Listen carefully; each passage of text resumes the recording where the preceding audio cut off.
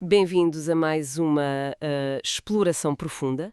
Hoje temos em mãos um tema que, à primeira vista, pode parecer um problema de luxo, mas garanto a quem nos ouve que esconde uma realidade psicológica, incrivelmente densa. E muito complexa. Sim, complexa e muitas vezes dolorosa. A nossa missão nesta análise hoje é tentar perceber a psicologia da chamada antiga criança sobredotada. Pois, a famosa antiga criança sobredotada. Exato. Aquela criança que aprendia tudo sem qualquer esforço, que tirava notas máximas sem abrir um livro e que era constantemente elogiada pelo seu brilhantismo natural. O que parecia ótimo na altura. Parecia incrível. E para explorarmos isto, vamos mergulhar num ensaio em vídeo fascinante do canal Aperture. O nosso objetivo aqui é entender como é que essa facilidade académica precoce se transforma de forma tão drástica numa idade adulta marcada por paralisia, esgotamento e um isolamento profundo. E, claro, perceber como quebrar o ciclo. Nem mais.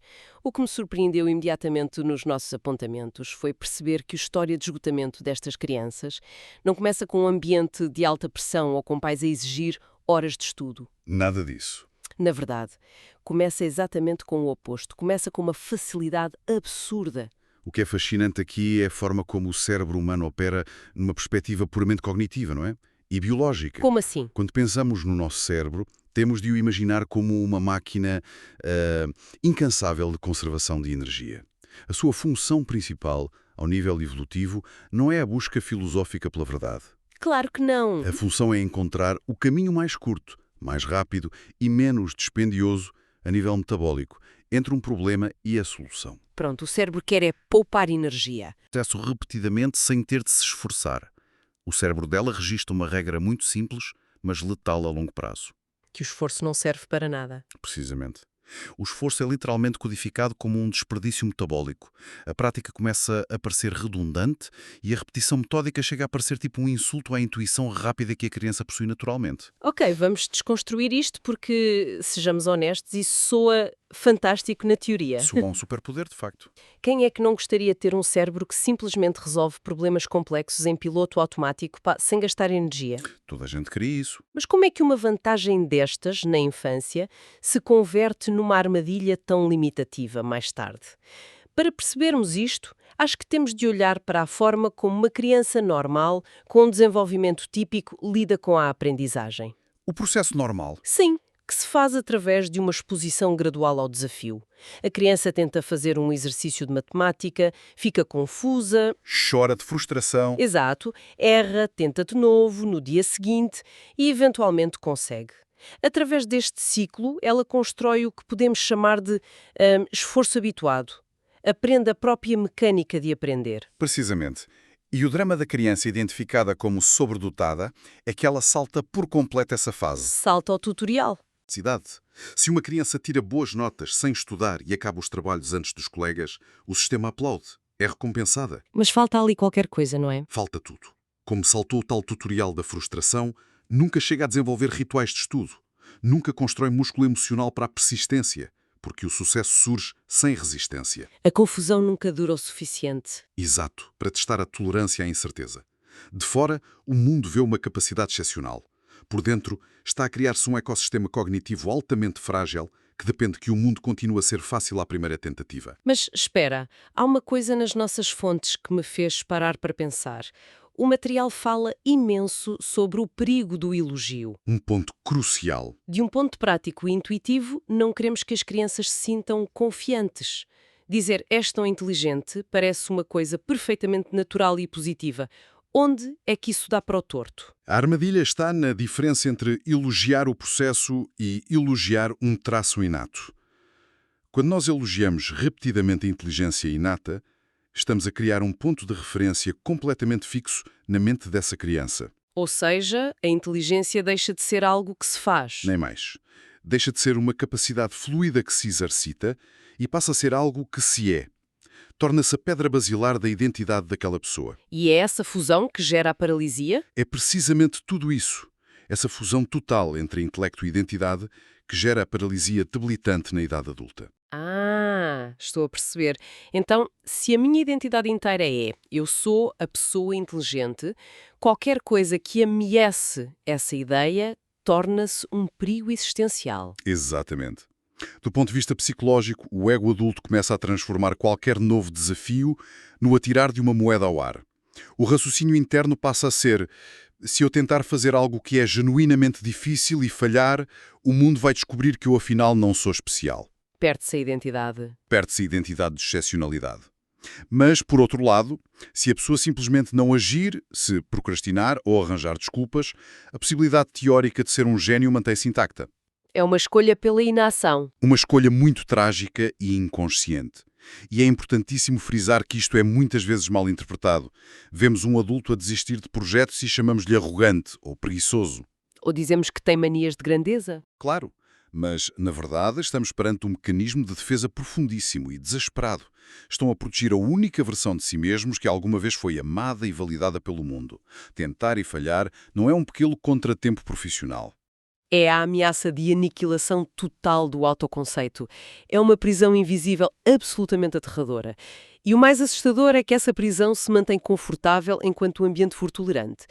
Mas há um momento inevitável na vida que o ensaio do Aperture descreve de forma muito crua, que é o choque com a parede. Inevitável para toda a gente? Sim, acho que todos nós já batemos numa parede. Seja o primeiro grande desgosto amoroso, ou um novo emprego onde o carisma natural não disfarça a falta de preparação, é aquele terror universal de percebermos que vamos ter mesmo de dar no duro. A diferença é que para a antiga criança sobredotada, essa parede costuma aparecer na faculdade ou numa carreira exigente e o embate é a 120 km por hora. De repente, a complexidade da vida exige esforço prolongado. A ambiguidade torna-se incontornável. A mente deles sofre um colapso completo porque o sistema vai do sucesso sem esforço para a avaria total. Não há curva de aprendizagem. Não. Há apenas uma ruptura. Sem dúvida. E como a identidade dessa pessoa nunca foi construída em torno do esforço, quando essa parede surge, não existe qualquer rede de segurança emocional para amparar a queda. É comum ouvirmos rótulos como o potencial desperdiçado, o esgotamento. Mas não é bem isso, pois não? Não. O que chamamos de esgotamento nestes casos é apenas a consequência natural de uma mente que foi treinada para otimizar a eficiência, mas que nunca teve uma única lição sobre como se debater com a lama da dificuldade. Falta-lhes a capacidade de resiliência face ao fracasso mundano. Aqui é que a coisa fica mesmo interessante. O material avança com uma imagem que não me sai da cabeça sobre a forma como perspectivam o futuro. Falam na metáfora da mansão. Uma metáfora muito poderosa.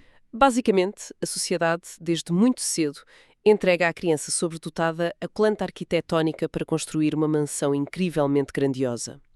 Professores, pais, todos olham para aquela planta e dizem que tem um enorme potencial, que vai mudar o mundo. E os pares?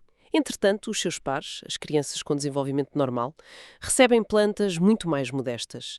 Plantas para construir cabanas confortáveis ou casas térreas, que são projetos perfeitamente geríveis. E o dilema cruel aqui não é a mansão ser objetivamente mais bonita. É o trabalho que dá. Exato. Erguer uma mansão verdadeira exige décadas de tempo, um planeamento minucioso e uma tolerância gigantesca para viver no meio de poeira e tijolos durante anos. Essa imagem é brilhante porque nos introduz a um conceito fundamental na psicologia destes adultos, que é o peso esmagador do tempo, também descrito como vergonha temporal. Vergonha temporal!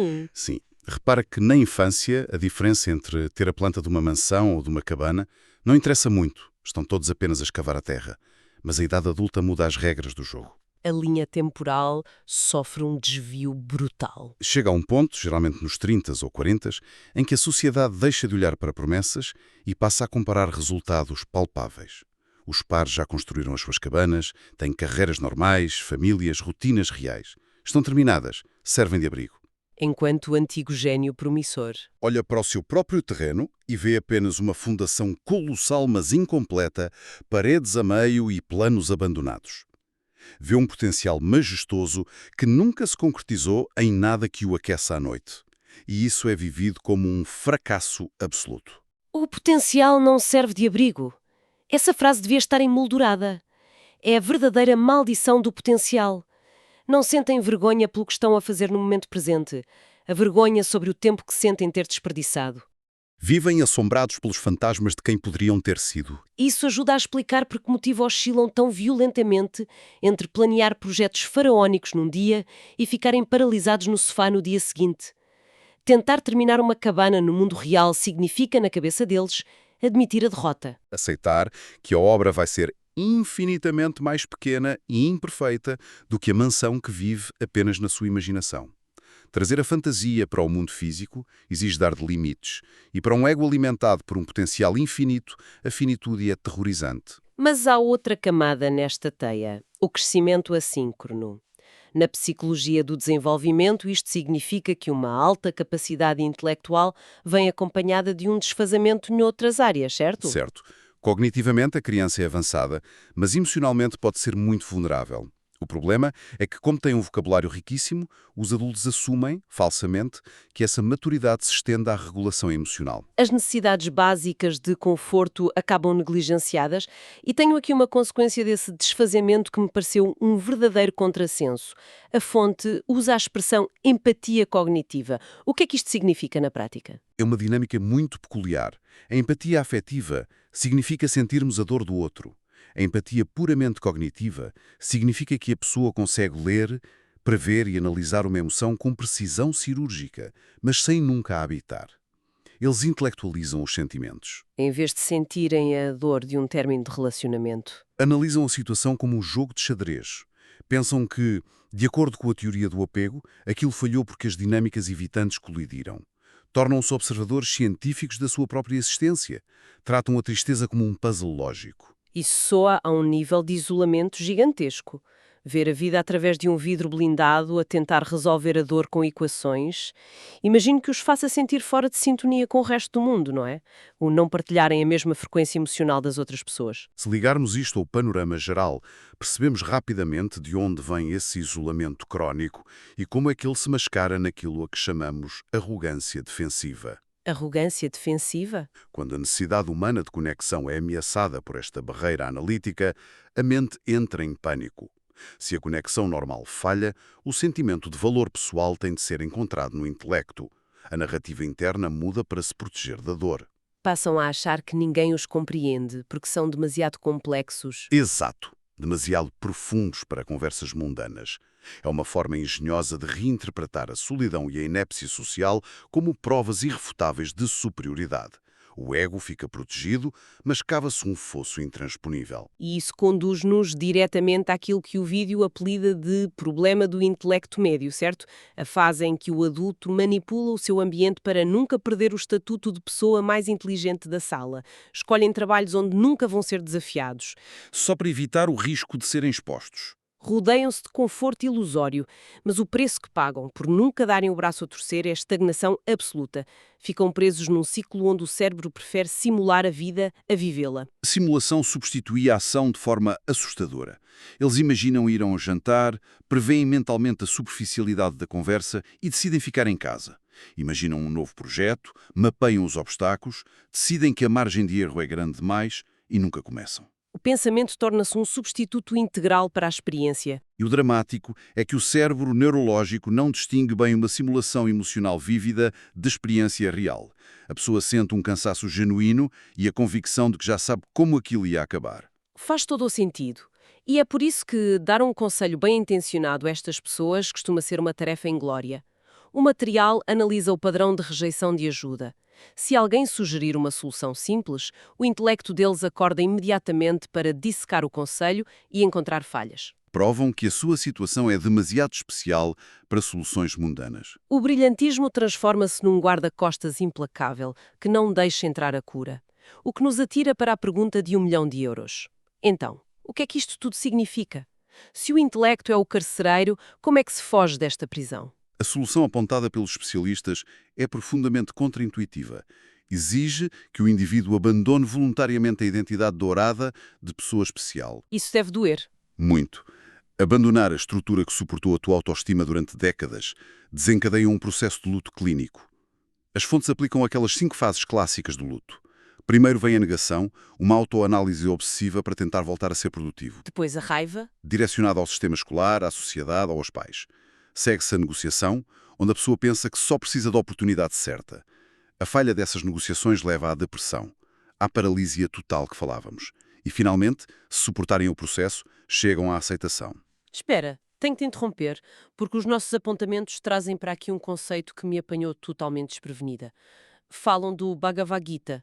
Como é que um épico filosófico e religioso da Índia Antiga vem dar respostas a um adulto moderno que está deprimido? É uma ligação excepcional. O ensaio vai buscar ao Bhagavad Gita o conceito de separação entre o karma, que é a ação, o trabalho, e o phala, que representa o fruto, o resultado da ação. E o que é que o texto defende? Defende a ideia radical de que o indivíduo tem direito e dever de se dedicar à ação, mas não tem qualquer direito de exigir o resultado, o sucesso ou o louvor. Uau!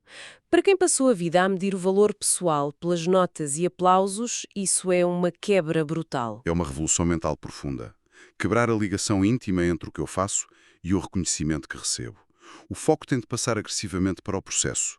Tu escreves porque o ato de tentar escrever é a única forma de existires como escritor. Não escreves para que no fim te digam que és um gênio da literatura. Quando removes a tirania do resultado da tua identidade, o perfeccionismo perde as suas garras. Essa libertação é brutal. A pessoa ganha finalmente a liberdade de ser incrivelmente má a fazer coisas novas. Exatamente. O que nos leva àquela que é para mim a metáfora mais impactante e gráfica de toda a nossa análise. Pensem no cérebro da antiga criança sobredotada, como se fosse o motor de um Ferrari de alta competição. Tem uma potência monstruosa, foi desenhado para processar dados a uma velocidade assustadora. Mas e o condutor? É aí que está o problema. Se a sociedade não ensinar este condutor a ter disciplina, se não lhe fornecer travões emocionais e o atirar para o meio da segunda circular às 8 da manhã num dia de chuva, o motor vai sobreaquecer, o carro vai bater, fica destruído na berma. Enquanto isso passa por ele um Toyota Camry. A dinâmica de luxo nem vai do 0 aos 100 em 3 segundos, mas avança, porque foi construído para ser fiável e suportar o desgaste daquele ambiente aborrecido. É uma excelente imagem. A cura para quem tem um motor do Ferrari, portanto, não é tentar andar ainda mais depressa para ultrapassar os outros. A cura é ter a humildade de aprender finalmente a conduzir aquele carro específico num mundo cheio de estradas normais. Cai na real e aprende as regras do trânsito. Sem dúvida. E mais do que isso, importa alargar a visão para além deste grupo demográfico.